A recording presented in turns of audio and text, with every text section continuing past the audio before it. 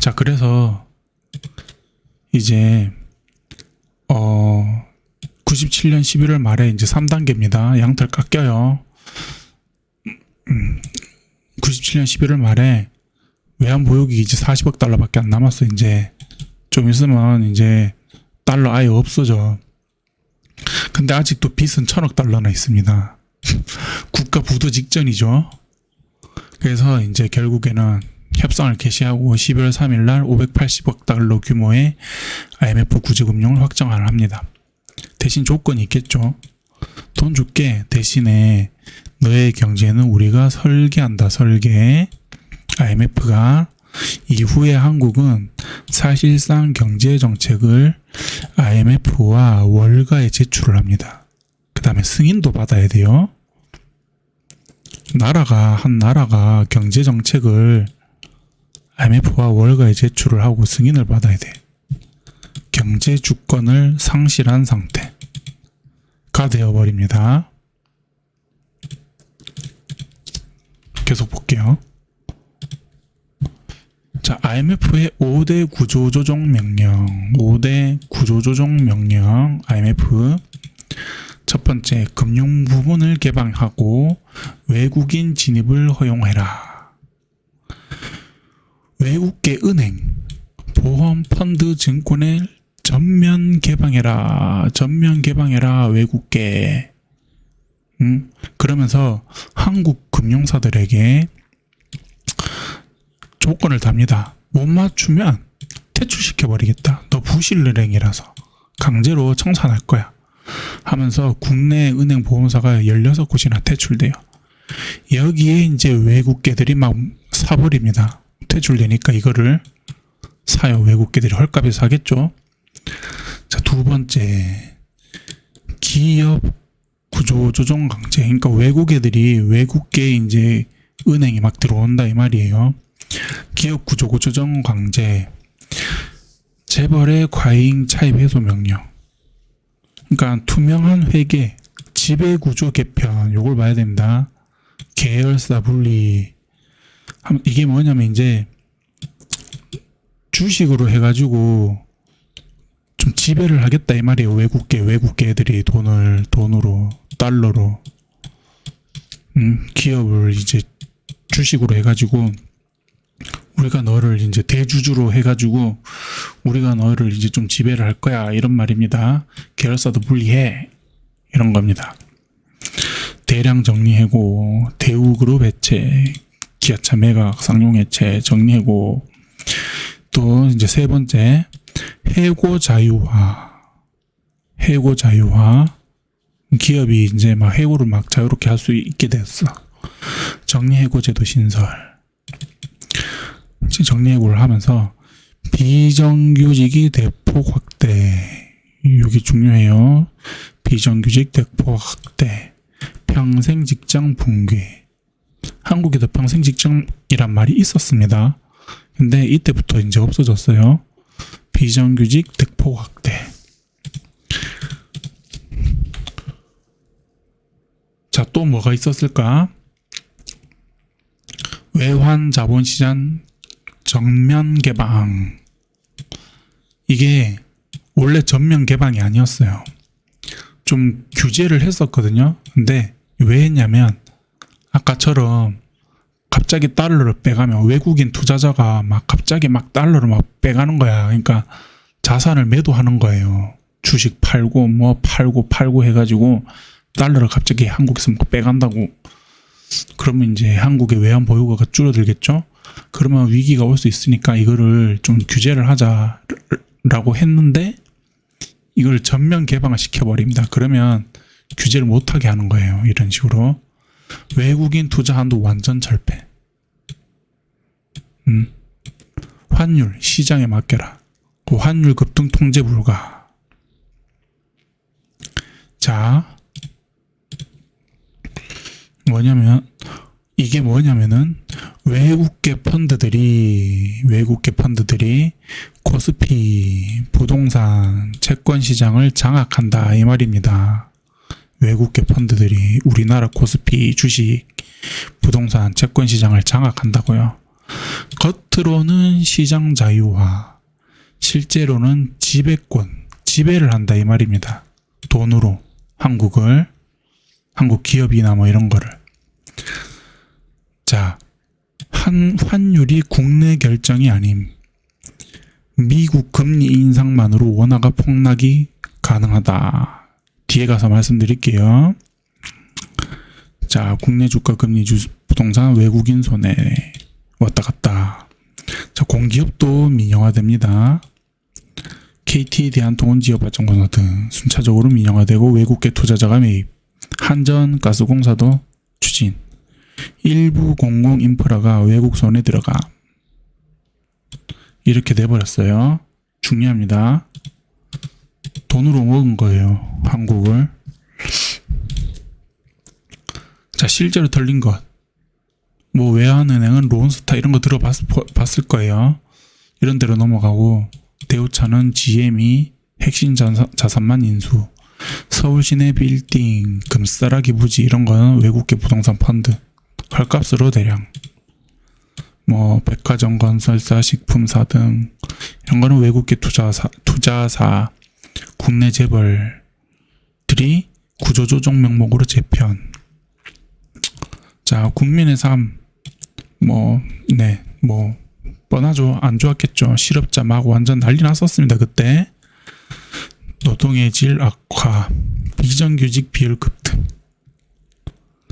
자, 요약을 하자면 한국은 IMF에서 돈을 빌리고 나서 그 대가로 국가의 전략자산, 정책 결정권, 아까 환율 그런 거, 그 아까 뭐 기업, 중요한 기업들, 그리고 또 공기업들, 아니면 뭐 삼성 이런 기업들, 금융, 주권, 금리도 마음대로 못하죠. 결정. 이걸 넘긴다 이 말이에요. 은행도 막 외국인한테 먹혔잖아요. 그죠? 그런 결과가 이제 되어버렸다. 그런 말입니다. 그게 털렸어. 그렇게 털렸는데 이제 면도가 돼서 이 양털 다 깎였어. 그래서 이제 어떻게 됐냐, 한국이 1999년에서 이제 2005년 전후로 겉으로는 회복이 돼. 근데 실제로는 외부 의존형 체질,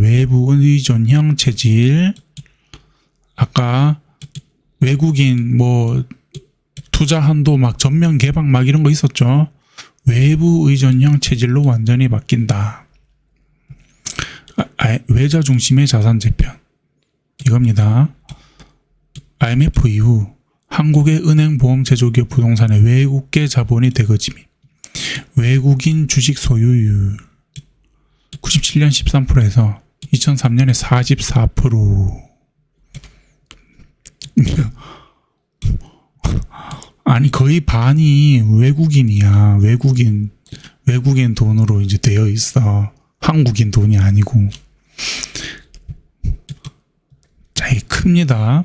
그래서 외국계가 배당, 의결권, 경영 방향까지 영향. 국내 5대 은행 중 4곳이 한때 외국 지분 50% 이상 금융주권 상실.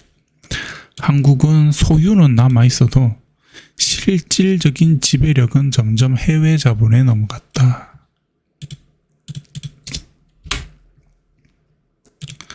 자, IMF 이전에는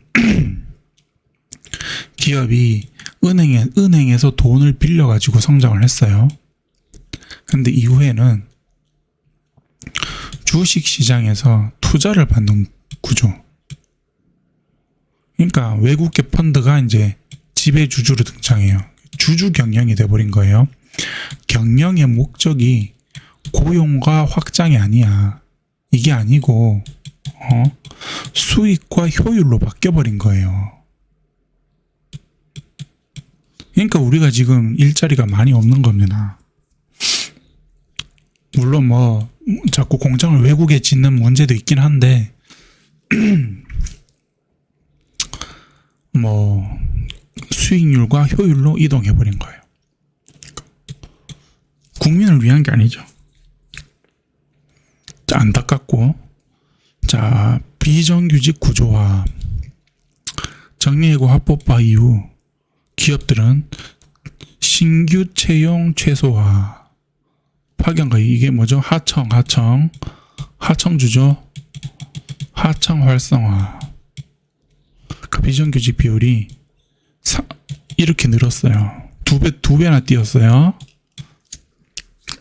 비정규직 비율 34%면 크죠, 그죠? 자산 양극화 구조 심화. 부자는 완전 부자 되고 가난한 사람은 그냥 가난한 채로 있는 거야. IMF 직후 부동산 가격이 폭락을 했었는데 2000년대 초에 대규모로 반등이 있었습니다. 이때 현금 가진 외국계 대기업 부유층이 매입을 했는데 이제 막 해놓고 강남 수도권이 이제 부동산이 막 올랐어요. 그럼 땅 안 사놓은 사람, 아파트 안 사놓은 사람, 서민은 뭐죠? 그냥 가난한 채로 있고, 미리 정보하고 정보 빼내고 여기 오른다, 호재가 있다 하면서 돈 좀 있었던 사람들, 미리 사놨던 사람들 어떻게 되죠? 막 떼돈 벌었죠, 그죠? 그래서 막 떼돈을 벌었다. 금융상품화된 부동산 시장. 이때부터 이제 부동산이 어떻게 된다? 사고 팔고 사놓고 정보 딱 해가지고 얻어가지고 여기 오른다 하면서 미리 사놓고 한 2년 버팅기면 이제 딱 몇 배 뛰면은 딱 팔고 금융상품화된 부동산 시장. 일반인은 조금 접근이 어려울 수 있다. 그래서 돈 있는 놈이 계속 이제 떼부자 되는 거예요. 이때부터. 금융산업의 논리 우위.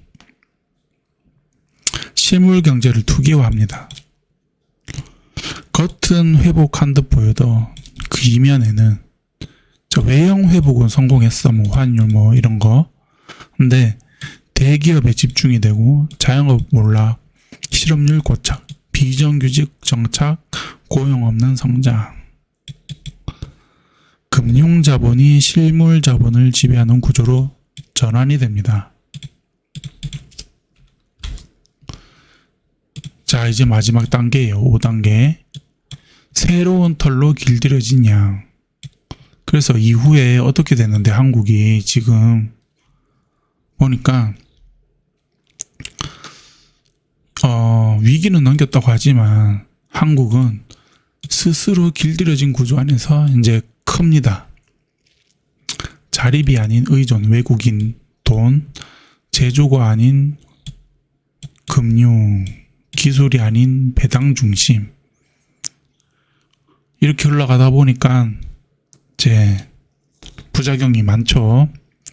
자, 금융 기업 구조의 영구적 체질로 외국인 주식 보유율 여전히 30에서 35%.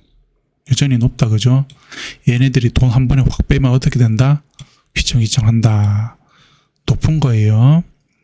그래서 이런 굴지의 대기업들이 주주이익이 외국계 중심, 주주 친화 정책, 국내 성장보다 배당금 지급 중심 경영 유도. 그래서 빨대 꽂은 거죠. 한국이 열심히 일해 번 돈이 어떻게 된다고요? 배당이라는 이름으로 외국으로 계속 흘러나감. 그죠? 비정규직 구조의 노멀화. 현재도 비정규직 33%. 이렇게 됩니다. 자, 외환 방어 체계 강화. 그러니까 달러 막 빼가니까 망했잖아요. IMF 때는.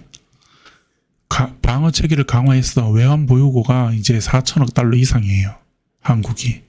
근데 그러나 여전히 달러에 예속되어 있다. 한국 경제의 핵심 유통, 무역, 에너지, 원자재 수입은 여전히 달러 구조. 달러가 강세일 때는 한국이 위축된다.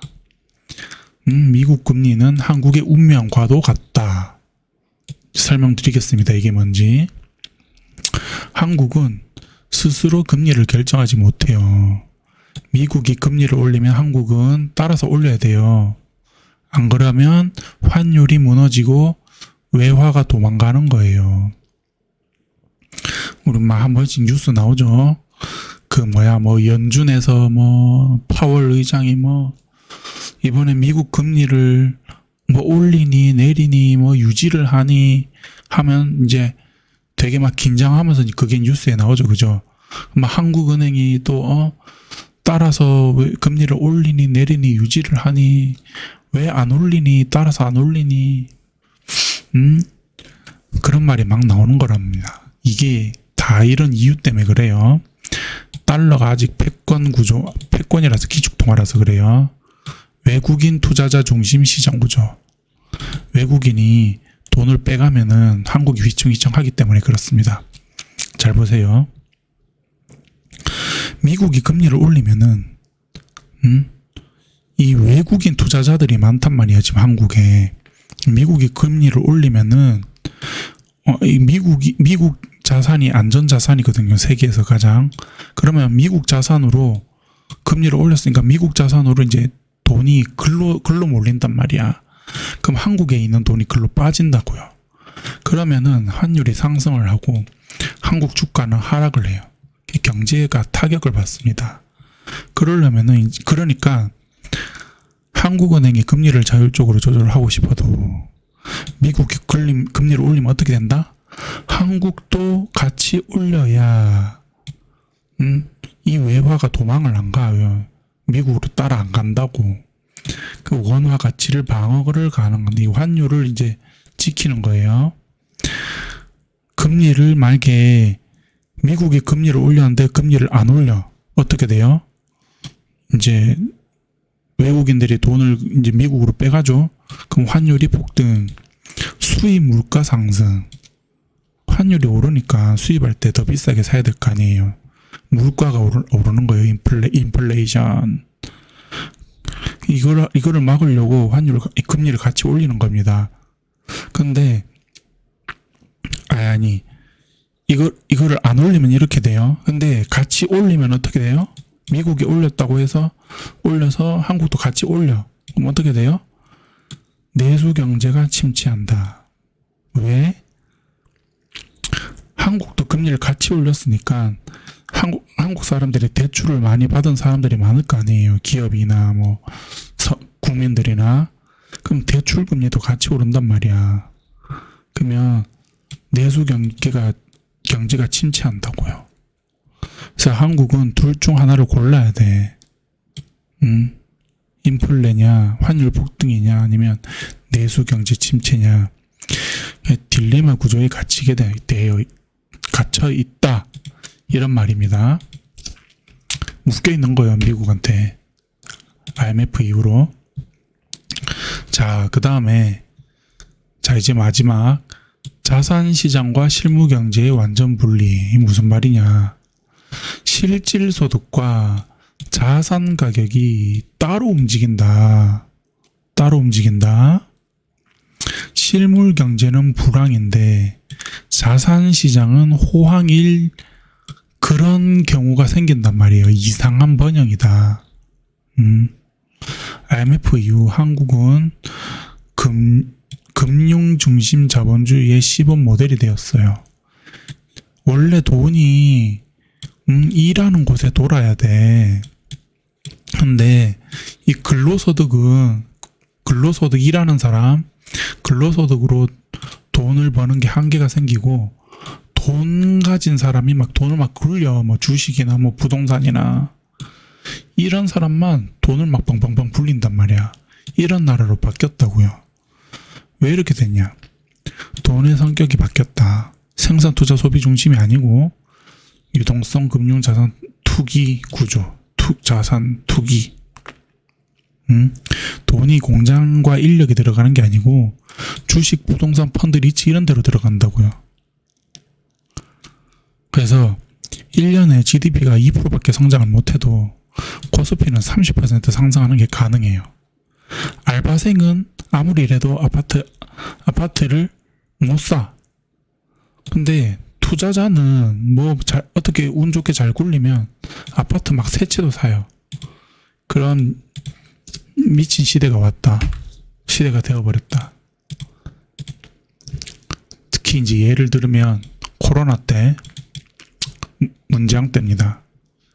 실물 경제는 완전 막 진짜 안 좋았어요. 근데 이때 자산시장 코스피는 2배 넘게 뛰었어요. 부동산 막 폭등하고 현실은 무너지고 있는데 숫자는 날아올랐던 시기. 이게 가장 큰 예입니다. 한국은 이제 일하는 사람과 돈이 도는 세상이 완전히 분리됐다. 그래서 IMF 이후에 자산자본주의는 노동의 가치를 지우고 금융에 접근할 수 있는 사람만 상위 계층이 되는 체계로 굳어졌다.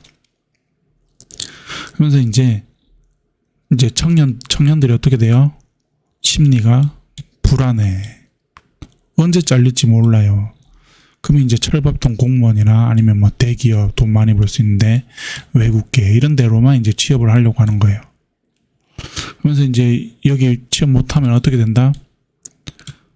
3포 세대, 그죠? 취업, 결혼, 출산, 포기 세대 출현. 성공에도 미치고 실패한 파산이라는 공표가 스며든 사회. 이렇게 변한 겁니다. 그래서 IMF 이후에 한국이 어떻게 변했는지, 그리고 그게 단순히 기업이 너무 무리하게 돈을 빌려서 그랬던 건지, 아니면 외부 세력이 그 양털깎기 그런 수법이 개입돼 있는지는 생각을 해볼 필요가 있고요. 그렇게 나라가 빨대 꽂히는 겁니다. 그렇게 저는 그렇게 생각을 합니다. 빨대 꽂혔다고. 그리고 많이 사는 게 힘들어졌다고. 자, 금융 세력이 세계를 지배하는 법. 글로벌리스트 대 민족주의. 한국 IMF 편 시청해 주셔서 감사합니다.